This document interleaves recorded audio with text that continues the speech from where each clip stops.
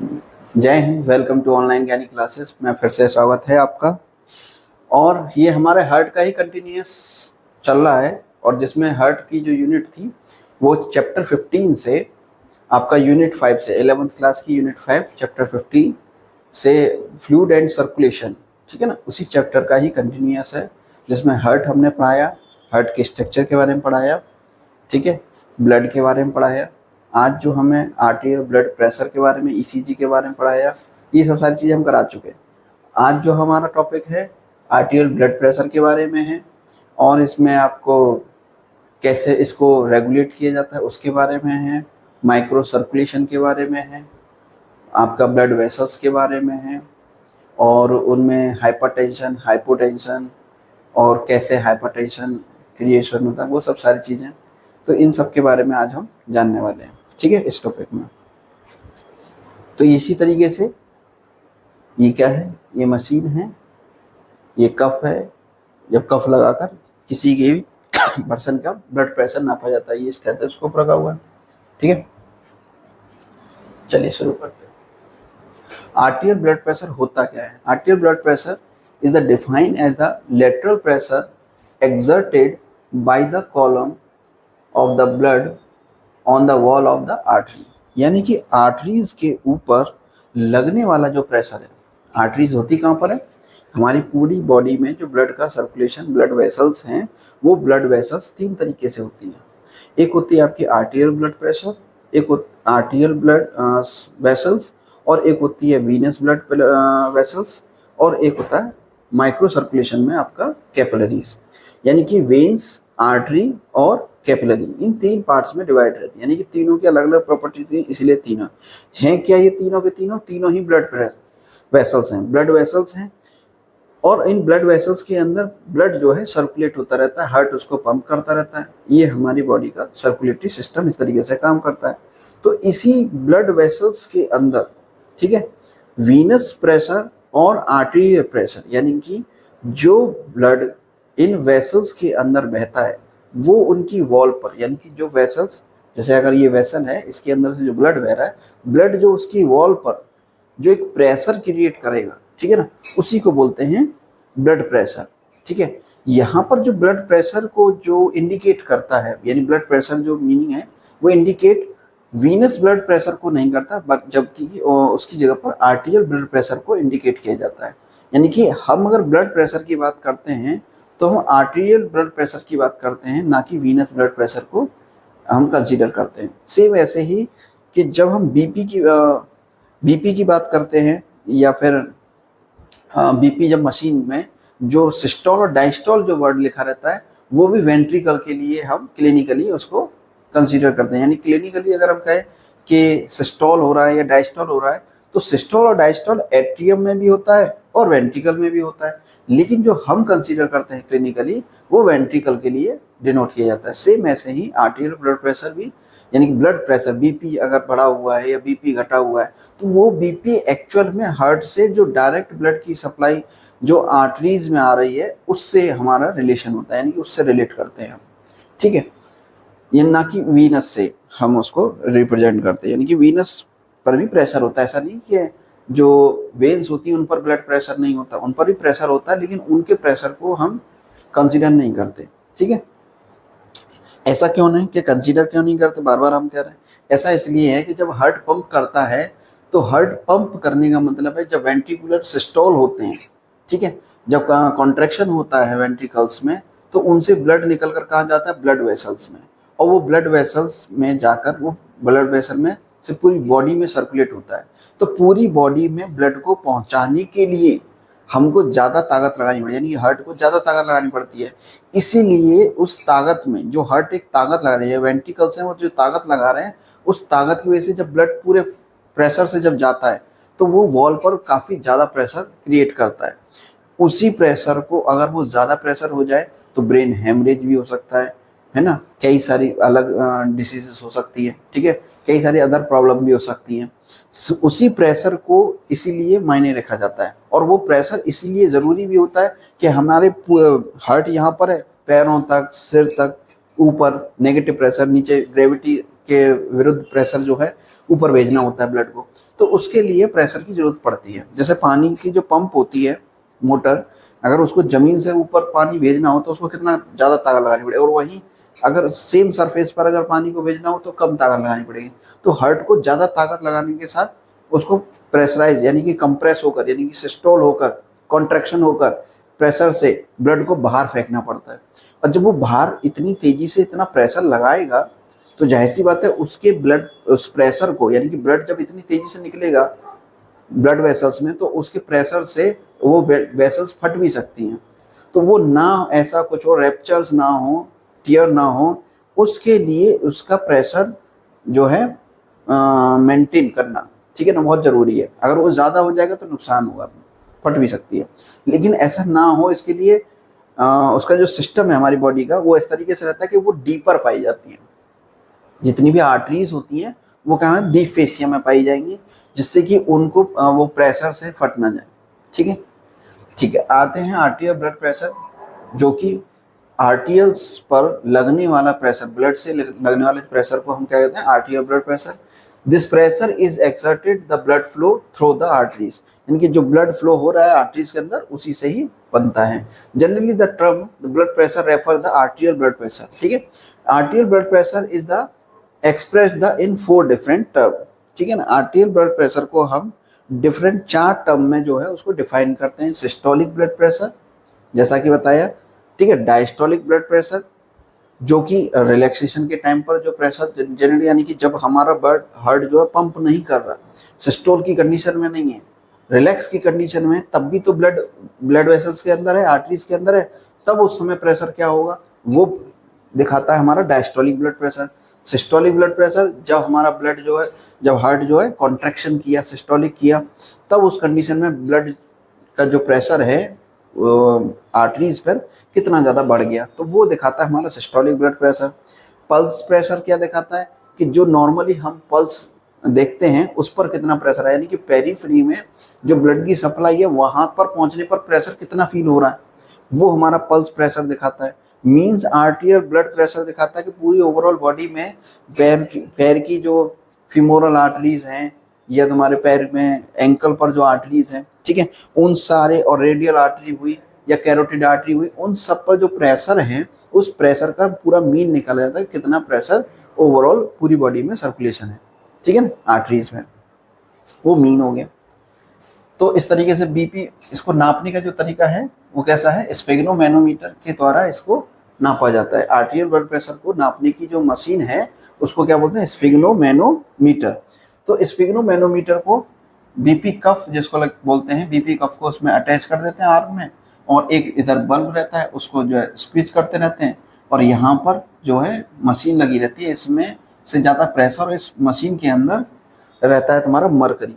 ठीक है ना, मरकरी वाला अलग रहता है, ये वाला जो है प्रेशर है, हवा के प्रेशर वाला है, एक मरकरी वाला अलग होता है। मरकरी वाली मशीन में मरकरी ऊपर जाती है, यह हवा से जा रही है, तो ये हवा से सुई जो है ऊपर की तरफ जाने लगती है, और यहाँ पर ये जो स्टेथोस्कोप से हम हार्ट की जो साउंड, यानी कि जो पल्स की जो साउंड आती है उसको हम जो है, हार्ट की साउंड नहीं आती, पल्स की जो साउंड आती है उसको हम सुनते हैं। ये जो रबर कफ है ये धीरे धीरे क्या है, इसमें जब इससे बल्ब से हम इसको स्क्वीज करते हैं तो यहाँ से हवा जो है इस कफ में आने लगती है। तो कफ एक्चुअल में करती क्या है कि जो हमारी आर्टरीज होती है उसको ब्लॉक कर देती है कुछ समय के लिए, है ना, जब तक ये प्रेशर रहती है। फिर उसको धीरे धीरे क्या है, प्रेशर को रिलीज किया जाता है, और रिलीज करके फिर उसको आर्टरीज को देखा जाता है। तो उस बीच में यहाँ पर इसको कंप्लीटली बंद करने में जो रबर कफ है उससे जो हमने क्लोज किया आर्टरीज को और फिर उसको खोला, तो उस कंडीशन में जो यहाँ पर स्टेथोस्कोप में जो साउंड सुनाई देता है उसके बेसिस पर हम देख लेते हैं कि प्रेशर किसके बीच में आ रहा है, तो यहाँ पर वो नोट कर लेते हैं। आगे दिखाएंगे।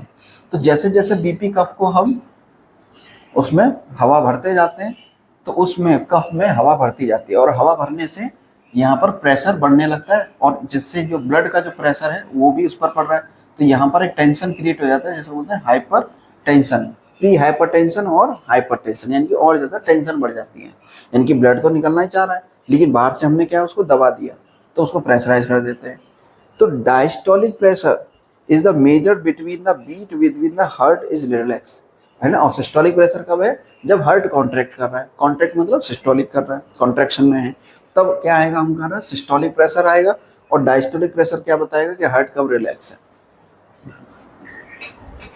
Systolic pressure is the blood pressure defined as the maximum pressure exerted in the arteries during the systole of the heart। जब हार्ट सिस्टोल कर रहा होगा तो मैक्सिमम कितना प्रेशर उस पर लग रहा है आर्टरीज पर, इसको दिखाएगा।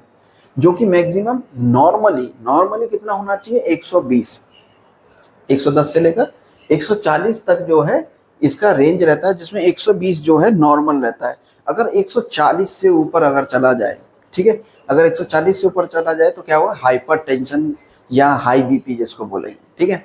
कहोगे कि सर यहाँ पर 110 से लेकर 140 लगा है और यहाँ नॉर्मल 120 है, यानी कि 120 से 140 के बीच में अगर आया तो तब क्या हाइपरटेंशन है? तब हाइपरटेंशन नहीं बोलेंगे, उसको प्री हाइपरटेंशन बोलेंगे, ठीक है। हाइपरटेंशन का मतलब है, या हाई बीपी का मतलब है बीपी तो बढ़ा हुआ है, अगर यहाँ पर 120 से 130 आए, 140 भी आए, तब भी बीपी क्या है, उसका बढ़ा हुआ बीपी माना जाता है। लेकिन बीपी बढ़ा हुआ में उसको हाइपरटेंशन का पेशेंट नहीं बोल सकते, बोलेंगे कब, जब वो 140 से ऊपर जाने लगेगा, ठीक है। 140 से ऊपर अगर कोई व्यक्ति एक्सरसाइज कर रहा है या अभी चलकर आया है, तब भी तो उसका बीपी जो है 120 से ऊपर मिलेगा, तब भी मिलेगा, लेकिन उसको हाइपरटेंशन थोड़ी है। तो उस कंडीशन में ये मैक्सिमम 140 तक जो है हाइपरटेंशन प्रॉब्लम को नहीं बोला जाता है। जैसे डायबिटीज में भी होता है ना, कि अगर मान लो किसी की जो ग्लूकोज लेवल है वो 150 अगर मिले तो क्या वो डायबिटिक हो गया? नहीं, जबकि कि नॉर्मल कितनी चाहिए, 125 से 130 से नीचे होना चाहिए, लेकिन उसका तो 150 मिल रहा है। मैं तो कह रहा हूँ 180 मिल जाए, तब भी उसको डायबिटीज नहीं बोलेंगे, उसको प्री डायबिटिक बोलेंगे, ठीक है। क्यों ऐसा होता है कि बॉडी धीरे धीरे क्या कंपनसेट कर लेती है। अगर बीपी बढ़ा हुआ है, मान लो एक्सरसाइज करके तुम्हारा बीपी बढ़ा हुआ है, 120 की बजाय 130 140 आया है, तो बॉडी उसको धीरे धीरे क्या कर लेगी, कंपनसेट कर लेगी। उसको जो रेगुलेट करते हैं बीपी को, वो उसको रेगुलेट कर लेगी बॉडी, ठीक है। Diastolic blood pressure, diastolic blood pressure is the defined as the minimum, यहाँ क्या था मैक्सिमम, यहाँ minimum pressure exert the arteries during the diastole of the heart. यानी कि जो जब हार्ट जब रिलैक्स कंडीशन में, जब उसमें ब्लड की फिलिंग हो रही है, रिलैक्स कंडीशन में, सिस्टोल की नहीं डायस्टोल की कंडीशन में है, तब उस समय जो आर्टरीज के अंदर ब्लड है उससे बढ़ने वाला जो प्रेशर है उसको बोलते हैं डायस्टोलिक ब्लड प्रेशर, जो कि नॉर्मल कितना हुआ 80 mmHg, मिली Hg, Hg यहाँ पर ये उसका यूनिट है, ठीक है ना, mmHg। 60 से 80 तक, अब ये 60 से 80 मतलब जब 60 से नीचे जाएगा तब हाइपोटेंशन, हाइपोटेंशन का बोलेंगे जब 60 से नीचे जाएगा। लेकिन अगर 60 तक भी तब क्या है, प्री हाइपोटेंशन। और नॉर्मल कितना है 80। अगर ये 80 से ऊपर हो, 90 मिले और ये 140, तब वो क्या बोलेंगे, तब उसको हाइपरटेंशन बोल देंगे। अब ये कैसे हो रहा है कि इसका नॉर्मल रेंज जो है 80 तक ही है, मैक्सिमम होना चाहिए था, लेकिन ये मैक्सिमम जो डायस्टोलिक है वो क्या है, वो बढ़ा हुआ है, वो क्या है उसका 90 है, जो कि 90 नहीं होना चाहिए, वो 80 होना चाहिए। अगर ये 80 है और वो 140 है तब वो हाइपरटेंशन का पेशेंट नहीं है। लेकिन ये 90 हो डायस्टोलिक ब्लड प्रेशर और वो 140 हो, तब उसको हम क्या बोलेंगे, हाइपरटेंशन का, ठीक है। अगर वो 140 से ऊपर जा रहा है और ये 80 हो ही नहीं सकता, फिर तो ये बढ़ा हुआ मिलेगा, ये 85 मिलेगा या 90 के समथिंग मिलेगा, ठीक है। अगर ये मान लो 85 मिले और 140 मिले, तब ये प्री डायबिटिक में आ जाएगा, प्री हाइपरटेंशन, ठीक है। Pulse pressure, pulse pressure is the difference between the systole pressure and diastole pressure. Pulse pressure क्या होता है कि जो डायस्टोल और जो सिस्टोल है, यानी कि सिस्टोल प्रेशर में से अगर डायस्टोल प्रेशर को घटा देंगे तो जो निकल के आएगा वो कितना आएगा, नॉर्मल प्रेशर। यानी कि जो बॉडी में एकदम हाई पॉइंट और एक लो पॉइंट के बीच में, यानी कि इतना ब्लड प्रेशर, यानी कि उनके बीच का डिफरेंस निकाल दे, डिफरेंस कितना है 40 अगर निकालने तो इतना प्रेशर तो रहेगा ही रहेगा, ठीक है ना, उसको बोलते हैं पल्स प्रेशर। पल्स इतना प्रेशर तो रहेंगे, उसको निकालने का तरीका क्या है, 120 माइनस 80 40 नॉर्मल रहता है, wide pulse pressure, wide pulse pressure क्या है, when the there the huge difference between the systole and diastole. तो उसको क्या बोलते हैं, अगर ये डिफरेंस ज्यादा हो जाए, कैसे ज्यादा हो सकता है कि यहाँ 140 हो जाए, यहाँ 80 रहे, तो कितना हो जाएगा, ये 40 से बढ़ जाएगा, 60 हो जाएगा। Narrow pulse pressure, narrow pulse pressure क्या है, when the there is not much of the difference between the systole and diastole, यानी कि उनके बीच का डिस्टेंस घट जाए। कैसे घट जाएगा, कि मान लो ये हो जाए 90 और ये हो जाए 130 या 120 ही रहे, ठीक है, तब उस कंडीशन में क्या है, नैरो हो जाएगा, कम हो जाएगा। Means arterial blood pressure, means arterial blood pressure is the average pressure exciting in the arteries, ठीक है, existing in the artery। तो आर्टरीज के अंदर जो एग्जिस्ट करता है कैसा, एवरेज प्रेशर, एवरेज प्रेशर को क्या बोलते हैं, means आर्टियल blood pressure. It is not arithmetic, means the systolic and diastolic pressure, ठीक है। It is the diastolic pressure plus 1/3 of the pulse pressure.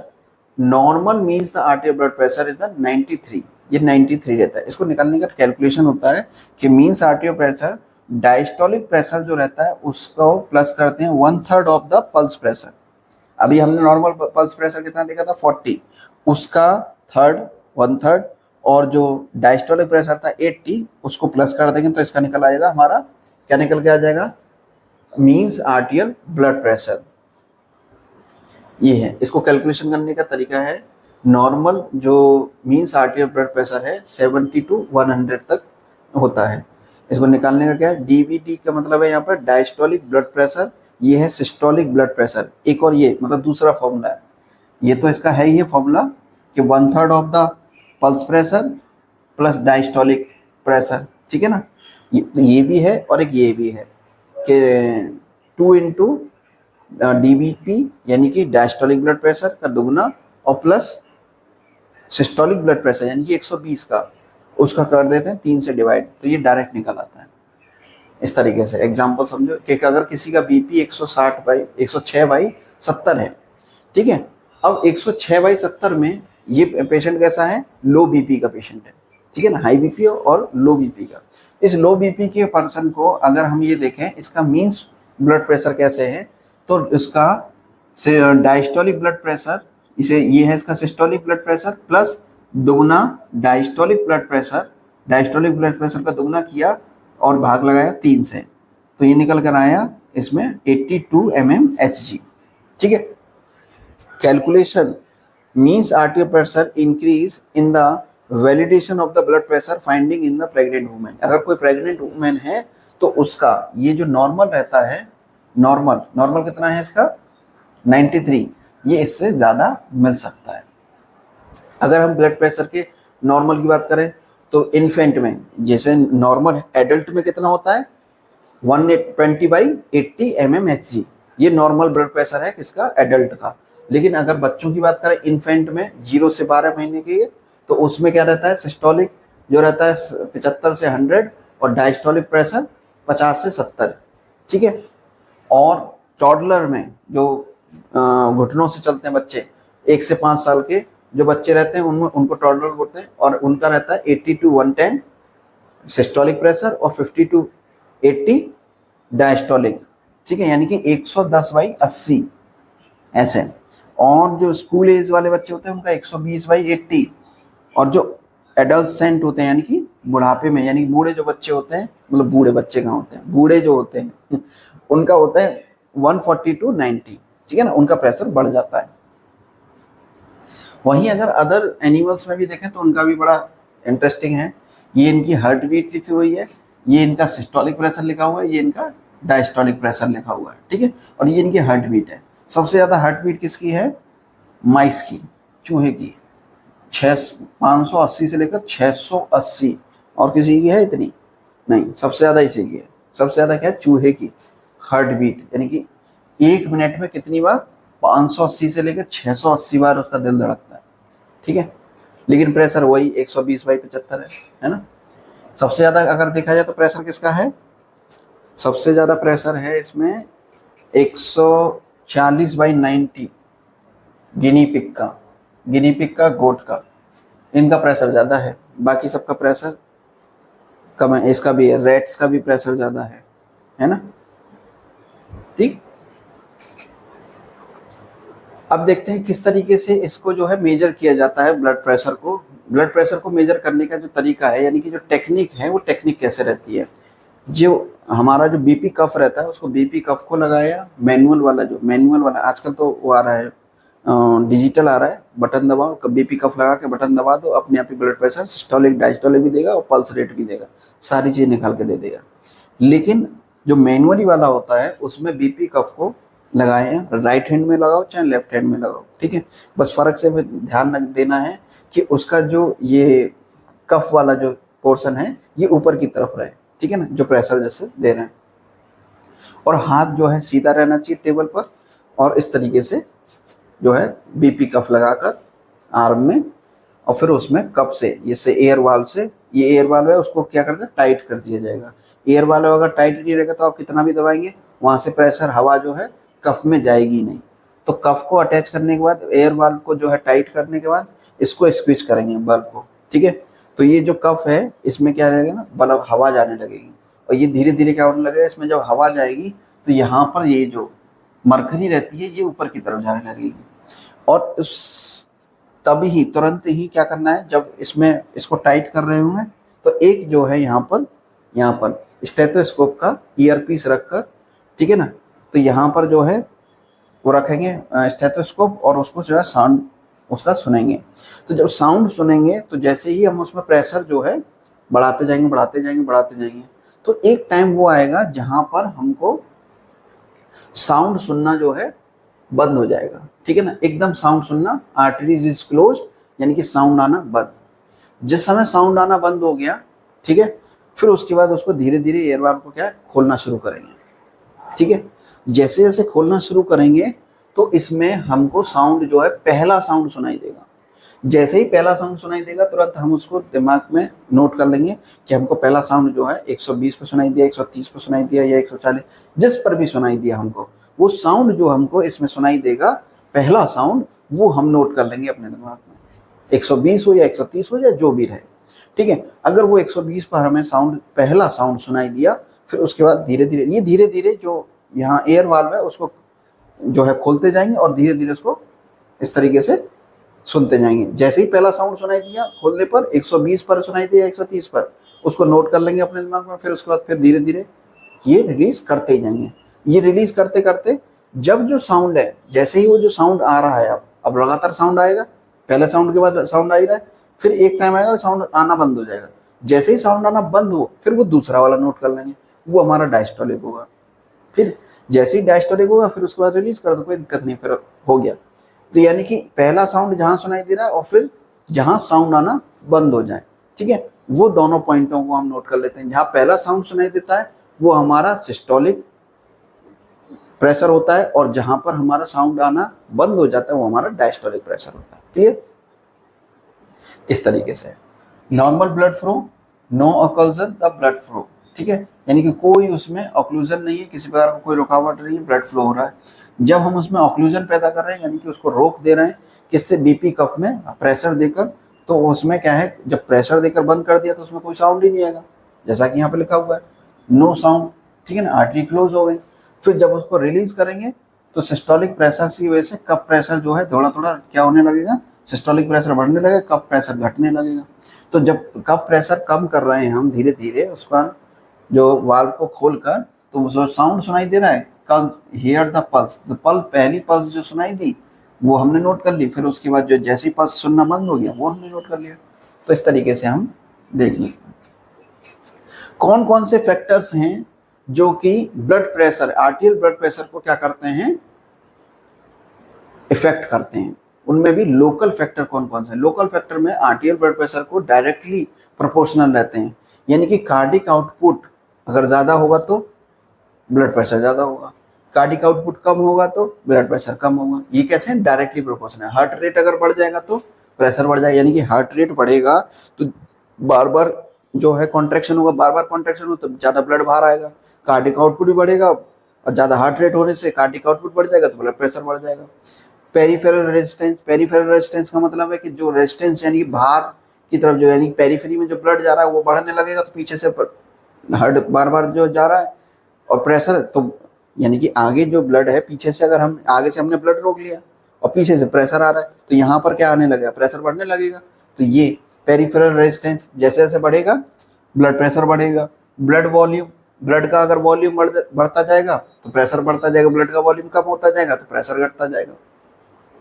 Venous return, venous return बढ़ेगा, यानी कि हमारा जो बॉडी की पूरी बॉडी से जो सर्कुलेशन है, ब्लड है, वो हार्ट की तरफ अगर ज़्यादा आने लगेगा तो उससे प्रेशर ज़्यादा बढ़ेगा क्योंकि कार्डिक आउटपुट बढ़ेगा, और अगर वो कम होगा वीनस रिटर्न तो प्रेशर कम रहेगा। Velocity of the blood flow, अगर ब्लड तेजी से बहेगा तो प्रेशर ज़्यादा लगेगा, और अगर कम तेजी से बहेगा तो कम प्रेशर होगा। विस्कोसिटी ऑफ ब्लड, अगर ज़्यादा गाढ़ा होगा तो ज़्यादा प्रेशर से जाएगा, यानी कि जाने में उसको इतनी तकलीफ होगी ना, और जितना ज़्यादा पतला होगा उतना कम, ठीक है। तो विस्कोसिटी भी उसको डायरेक्टली क्या करती है, प्रोपोर्शनल रहती है। Arterial blood pressure is the inversely proportional, किसके रहती है, elasticity of the blood vessel, अगर ब्लड वेसल की इलास्टिसिटी जो है क्या रहे, ज़्यादा इलास्टिक है, यानी कि ज़्यादा स्मूथ हो जाए, इलास्टिसिटी यानी कि ज़्यादा फैले, तो जैसे उस पर प्रेशर बढ़ेगा वो फैल जाएगा, तो प्रेशर क्या हो जाएगा, कम हो जाएगा। यानी इलास्टिसिटी बढ़ रही है तो प्रेशर घट जाए, और वहीं अगर रिजिड हो जाएगी आर्टरीज तो रिजिड हो जाएगी मतलब टाइट हो जाएगी, अब वो जब उस पर प्रेशर पड़ेगा तो वो फैलेगी नहीं, यानी कि उसकी इलास्टिसिटी क्या हो गई, कम हो गई। इलास्टिसिटी कम हो जाएगी तो प्रेशर ज़्यादा फील करेगी वो, तो प्रेशर बढ़ जाएगा। वहीं diameter of the blood vessel, अगर डायमीटर कम हो जाएगा ब्लड प्रेशर का, ब्लड वेसल्स का, तो उस पर प्रेशर ज़्यादा फील करेगा, वहीं डायमीटर ज़्यादा हो जाएगा तो प्रेशर कम फील करेगा। इसीलिए डायमीटर जो है ब्लड फ्लो, मतलब जब ब्लड वेसल्स है उसका जो डायमीटर रहता है, जब रिलैक्स की कंडीशन में होता है, और कॉन्ट्रैक्शन, जब ब्लड वेसल का जो कॉन्ट्रैक्शन होता है तो बीपी बढ़ जाता है, और वहीं जब रिलैक्सेशन होता है, किसका रिलैक्सेशन, ब्लड वेसल्स का, तो बीपी घट जाता है, ठीक है। कौन कौन से हैं रेगुलेशन करते हैं ब्लड प्रेशर को, ब्लड प्रेशर को रेगुलेशन, यानी कि अब ब्लड प्रेशर को रेगुलेशन किया जा रहा है, ठीक है। ब्लड प्रेशर को रेगुलेट करने के लिए नर्वस सिस्टम है, वो ब्लड प्रेशर कहाँ पर लग रहा है, यहाँ ब्लड प्रेशर वर्ड यूज हो रहा है, that mean arterial blood pressure की ही बात हो रही है, ठीक है। नर्वस सिस्टम, नर्वस सिस्टम कैसे करता है, इससे पहली वाली क्लास में बताया था, vasomotor centre, the impulse from the periphery, ठीक है। ये दोनों क्या करते हैं, इम्पल्स फ्रॉम द पेरिफेरी और वैसोमोटर सेंटर दोनों ही रेगुलेट करते हैं किसको, ब्लड प्रेशर को। रीनल मैकेनिज्म में जो regulation of ECF volume, EC मतलब एक्स्ट्रा सेलुलर फ्लूइड, अगर एक्स्ट्रा सेलुलर फ्लूइड की कंसंट्रेशन ज़्यादा हो, यानी कि ज़्यादा होगा तो ब्लड प्रेशर ज़्यादा होगा, उतना ही कम होगा तो कम होगा। रेनिन एंजियोटेंसिन सिस्टम, ये रेनिन जो है, रास बोलते हैं इसको, रास भी बोलते हैं, आगे समझाएंगे। रेनिन एंजियोटेंसिन मैकेनिज्म, ये भी क्या करता है, इसको रेगुलेट करता है, आगे समझाएंगे किस तरीके से रेगुलेट करता है।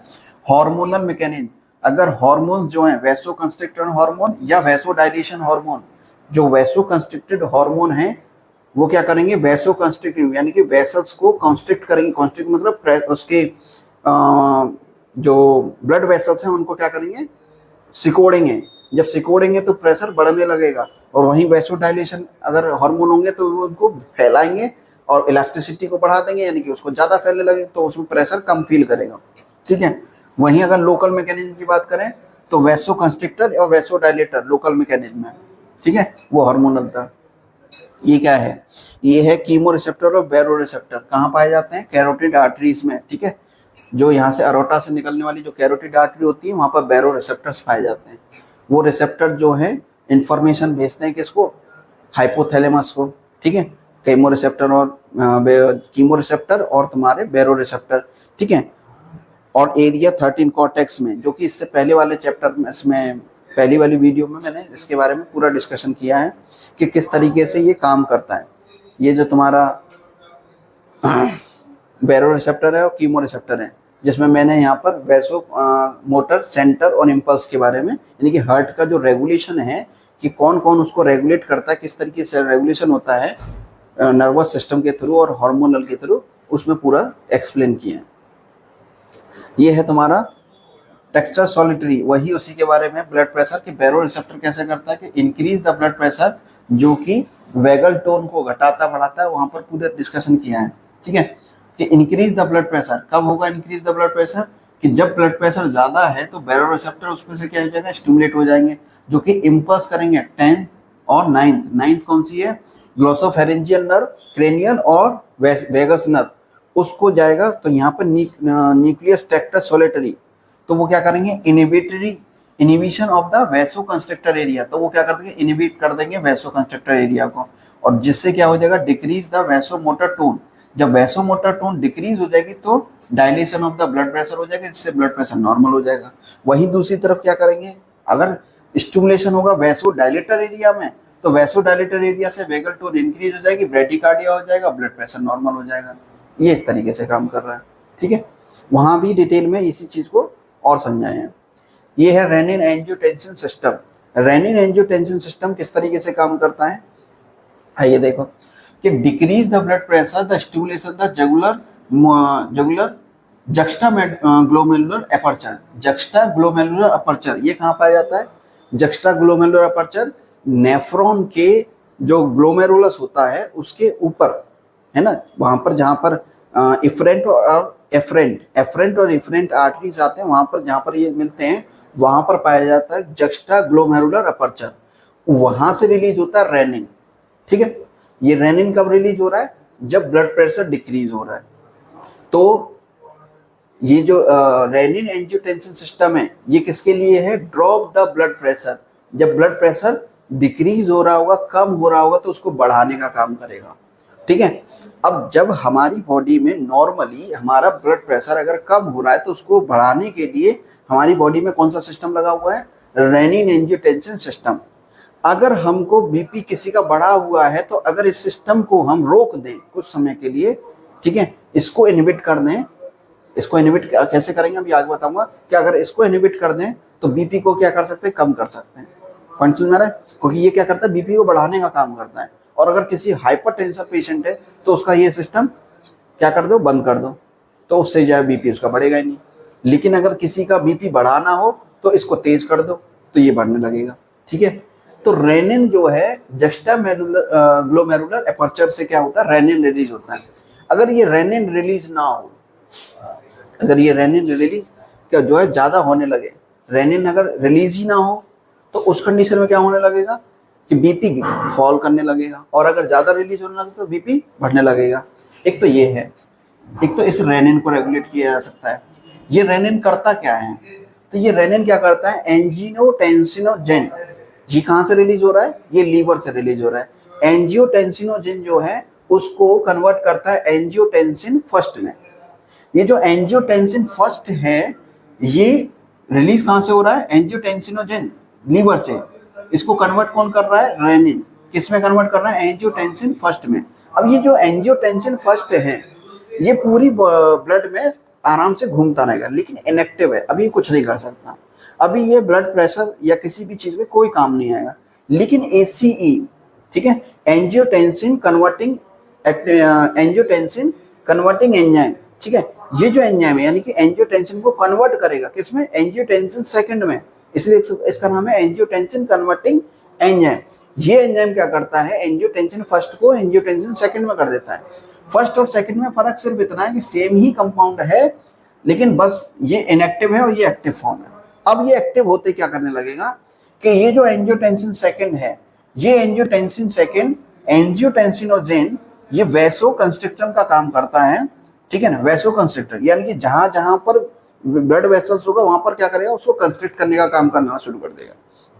यानी कि जहां भी ब्लड वेसल्स के अंदर एंजियोटेंसिन सेकंड दिखेगा वो ब्लड वेसल्स को क्या करने का, कॉन्स्ट्रक्शन करना शुरू कर देगा, जिससे वैसो कंस्ट्रिक्शन बढ़ जाएगा। वैसो कंस्ट्रिक्शन बढ़ने से क्या होने लगेगा, जो ब्लड प्रेशर कम था वो धीरे धीरे बढ़ने लगेगा। ठीक है, वहीं दूसरी तरफ क्या करेगा, ये एंजियोटेंसिनोजेन जो सेकंड है किस में कन्वर्ट हो जाए, कन्वर्ट होगा एंजियोटेंसिनोजेनेस, है ना, जेनेसिस, यानी कि इसमें ये एंजियोटेंसिनोसिन थर्ड और फोर्थ में जब कन्वर्ट हो जाता है तो ये एडिनल कॉर्टेक्स यानी कि दो जगह काम कर रहा है। एंजियोटेंसिन जो है एंजियोटेंसिन सेकंड वैसोकंस्ट्रिक्शन का काम कर रहा है, दूसरा एड्रिनल कॉर्टेक्स से एल्डोस्टेरोन को स्टिमुलेट कर रहा है। यानी कि एड्रिनल कॉर्टेक्स एड्रिनल ग्लैंड होती है, एड्रिनल ग्लैंड के अंदर एक कॉर्टेक्स पार्ट होता है, एक मेडुला वाला पार्ट होता है। तो उसके कॉर्टेक्स वाले पार्ट में जाकर, ठीक है, क्या करता है, एल्डोस्टेरोन को स्टिमुलेट करता है, जो कि किडनी में जाकर रीएब्जॉर्प्शन करता है वाटर और सोडियम को। क्या बढ़ा रहा है, reabsorption of sodium and water, यानी कि सोडियम के और वाटर को फिर से रिटेंशन करेगा और रीएब्जॉर्प्शन करना शुरू कर देगा। जो किडनी रिलीज कर रही थी वाटर को और सोडियम को, वो क्या करेगा, रीएब्जॉर्ब करना शुरू कर देगा। अब उससे क्या फर्क पड़ेगा कि जब वाटर दोबारा से ब्लड के पार्ट बनने लगे, यानी कि रीएब्जॉर्ब होने लगेगा, तो ब्लड का वॉल्यूम इंक्रीज करेगा। और वहीं सोडियम क्या है, सोडियम बाइकार्बोनेट बनेगा, तो उससे भी क्या है, इलेक्ट्रोलाइट बढ़ेंगे। तो उससे क्या होगा, increase in the ECF volume, extra cellular fluid. Extra cellular fluid कौन होता है, जो कि ब्लड है। ब्लड क्या हो जाएगा, इंक्रीज करने लगेगा, एक्स्ट्रा सेलुलर फ्लूइड बढ़ जाएगा, जिससे क्या होगा, increase the blood volume, blood का वॉल्यूम इंक्रीज हो जाएगा। ब्लड का वॉल्यूम इंक्रीज हो जाएगा तो वो डायरेक्टली ब्लड का वॉल्यूम डायरेक्टली प्रोपोर्शनल तक इसके ब्लड प्रेशर के, तो यहाँ पर ब्लड प्रेशर बढ़ने लगेगा। तो इस कंडीशन, इस तरीके से ये दोनों तरीके से काम करता है एंजियोटेंसिनोजन। इसलिए इसको बोलते हैं रेनिन एंजियोटेंसिन सिस्टम। ठीक है, ये लीवर से एंजियोटेंसिनोजन कहाँ से रिलीज हो रहा है, रेनिन से, और ये रेनिन कहाँ से रिलीज हो रहा है, किडनी से, और किडनी से रिलीज होकर एंजियोटेंसिन, जो कि इनएक्टिव फॉर्म था, उसको एक्टिव फॉर्म में कन्वर्ट कर रहा है, लंग से रिलीज होना ना, ACE। और ये एंजियोटेंसिन दो जगह काम कर रहा है, एक तो डायरेक्टली जो है वैसोकंस्ट्रिक्शन का काम कर रहा है, और वहीं दूसरी तरफ क्या कर रहा है कि जो तुम्हारी एड्रिनल ग्लैंड है वहां पर एल्डोस्टेरोन को स्टिमुलेट कर रहा है। वो एल्डोस्टेरोन क्या कर रहा है कि किडनी के अंदर स्टिमुलेट कर रहा है वाटर और सोडियम के रीअब्जॉर्प्शन को, जिससे क्या हो रहा है, ब्लड का वॉल्यूम इंक्रीज हो रहा है और ब्लड प्रेशर बढ़ जा रहा है। वो तो थे, ये है local substance involve the regulation of the आर्टियल blood pressure, यानी कि ये लोकल सब्सटेंस कुछ जो कि ब्लड प्रेशर को बढ़ाने का काम करते हैं। ये वैसोकंस्ट्रिक्शन का काम करते हैं। एंडोथेलियल लोकल हार्मोन्स हैं, ठीक है। ये कुछ लोकल वैसोडाइलेटर हैं जो कि मेटाबॉलिक प्रोडक्ट होते हैं, जैसे कार्बन डाइऑक्साइड, लैक्टेट, हाइड्रोजन, एंडोसिन, ये सब जो है वैसोडाइलेट, यानी कि ब्लड वेसल्स को डायलेट करने का काम करते हैं, ठीक है।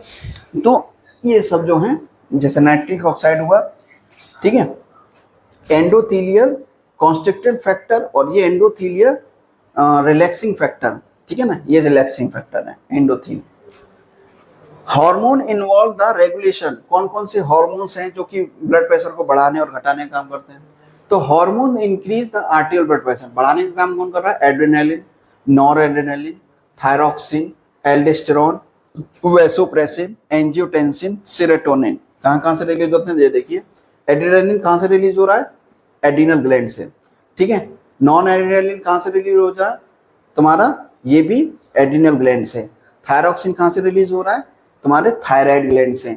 एल्डोस्टेरोन कहाँ से रिलीज हो रहा है, एड्रिनल ग्लैंड के कॉर्टेक्स वाले पार्ट से। वैसोप्रेसिन कहाँ से रिलीज हो रहा है, तुम्हारा ब्रेन के पिट्यूटरी ग्लैंड से।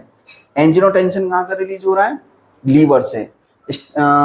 सेरोटोनिन कहाँ से रिलीज हो रहा है, ब्रेन के पीनियल ग्लैंड से, ठीक है। अब hormones which the decrease the आर्टियल blood pressure, यानी कि उसको डिक्रीज करने वाले कौन कौन से हैं, वीआईपी अपने हम वीआईपी है, वैसोएक्टिव इंटेस्टाइनल पॉलीपेप्टाइड, ब्रेडिकाइनिन, प्रोस्टाग्लैंडिन, ये लोकल हार्मोन्स होता है। हिस्टामिन, एसिटाइलकोलिन, ठीक है ना, एसिटाइलकोलिन जो कि नर्व सेल से रिलीज होता है, ठीक है ना, ब्रेन से। आर्टियल न्यूरेटिक पेप्टाइड, ब्रेन न्यूरेटिक पेप्टाइड और सी टाइप न्यूरेटिक पेप्टाइड, ठीक है। ये सब क्या करते हैं, डिक्रीज करने का काम करते हैं। Adrenaline and thyroxine the increase the systolic pressure but decrease the diastolic pressure, ठीक है। तो ये आर्टियल डायलेशन और आर्टियल कंस्ट्रक्शन, और आर्टियल डायलेशन का क्या मतलब है कि आर्टियल कंस्ट्रक्शन का मतलब है कि जब आर्टरी कंस्ट्रक्ट करेंगी, यानी कि सिकुड़ेंगी, और आर्टियल डायलेशन का मतलब है जब वो आर्टरीज डायलेट करेंगी। तो क्या होगा फर्क कि जब आर्टरी कंस्ट्रक्ट करेंगी तो उनसे ब्लड का प्रेशर क्या हो जाएगा, उनपे बढ़ जाएगा, लेकिन ब्लड वॉल्यूम कम हो जाएगा, जिससे क्या हो जाएगा, decrease the pressure in the capillaries, ठीक है, क्योंकि decrease the blood flow through the capillary. तो ब्लड का फ्लो जो है कम आएगा, तो ब्लड प्रेशर जो कैपिलरीज में जो प्रेशर है वो कम हो जाएगा। वहीं अगर देखें तो आर्टरीज में अगर डायलेशन हो जाएगा तो ब्लड का वॉल्यूम इंक्रीज हो जाएगा, increase the blood flow through the capillary, तो जिससे increase the pressure of the capillaries. बस इसका इतना ही, ठीक है, कि कैपिलरीज लेवल पर, कैपिलरीज में कब प्रेशर ज्यादा होगा कब प्रेशर कम होगा, इसको जो है उसके जस्ट उल्टा होता है, ठीक है। हाई ब्लड प्रेशर को अगर इसके क्या क्या कॉम्प्लिकेशन हो सकते हैं, अगर किसी का हाई ब्लड प्रेशर हो जाए तो उसमें क्या क्या कॉम्प्लिकेशन हो सकते हैं कि ब्रेन में जो है सेरिब्रोवैस्कुलर एक्सीडेंट यानी स्ट्रोक हो सकता है, हाइपरटेंसिव एन्सेफेलोपैथी हो सकती है, ठीक है, कंफ्यूजन हो सकता है, हेडेक हो सकता है, कन्वल्जन हो सकता है। ब्लड में क्या हो सकता है कि शुगर लेवल एलिवेटेड हो सकता है, ठीक है ना, शुगर लेवल बढ़ सकता है। रेटिना पे क्या होता है, हाइपरटेंसिव रेटिनोपैथी हो सकती है, ठीक है, जिससे रेटिनोपैथी से आंखें लाल हो जाती हैं और ब्लड प्रेशर बढ़ जाता है, आर्टेरियल ब्लड प्रेशर, ठीक है। हार्ट में क्या हो सकता है, मायोकार्डियल इन्फ्राक्शन यानी कि एमआई हो सकता है, हार्ट अटैक जिसको बोलते हैं, हाइपरटेंसिव कार्डियो मायोपैथी हो सकती है, हार्ट फेलियर हो सकता है, ठीक है। किडनी में क्या हो सकता है, हाइपरटेंसिव न्यूरोपैथी हो सकती है, नेफ्रोपैथी हो सकती है, क्रॉनिक रीनल फेलियर हो सकता है, ये किडनी में हो सकता है। क्या होता है hypertension, hypertension is the define the persistent, persistent word ध्यान देना यहाँ पर, परसिस्टेंट का मतलब है एक लंबे समय तक। अभी कोई मान लो एक्सरसाइज करके आया तो उसका अगर ब्लड प्रेशर बढ़ा हुआ है तो वो परसिस्टेंट नहीं कर रहा, वो थोड़ी देर के बाद नॉर्मल हो जाएगा। यहाँ क्या कर रहा है, परसिस्टेंट कर रहा है, यानी कि रेगुलर उसका अगर ब्लड प्रेशर क्या हो रहा है, हाई ब्लड प्रेशर है, उसको बोलेंगे hypertension. The clinically when the systolic pressure remain elevated above the 150, अगर किसी का सिस्टोलिक प्रेशर क्या हो जाए 150 से एबव हो जाए, diastolic pressure at the elevated the 90 mmHg, that the considered as the hypertension. मैंने बताया था ना कि अगर कोई व्यक्ति 150 यानी कि 140 की कंडीशन पे है और यहाँ पर 90 से कम 80 या 85 है तो वो स्टेज 1 का होगा, वो हाइपरटेंशन नहीं हुआ, स्टेज 1 की हाइपरटेंशन होगी, जैसे प्री हाइपरटेंशन जिसको बोलते हैं।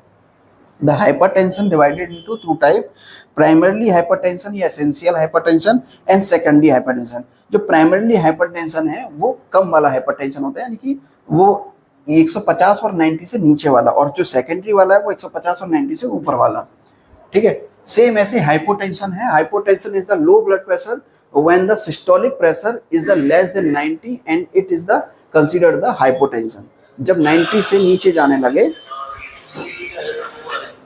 ठीक है, 90 से नीचे जाने लगे तब उसको होता है प्राइमरी हाइपोटेंशन और सेकेंडरी हाइपोटेंशन।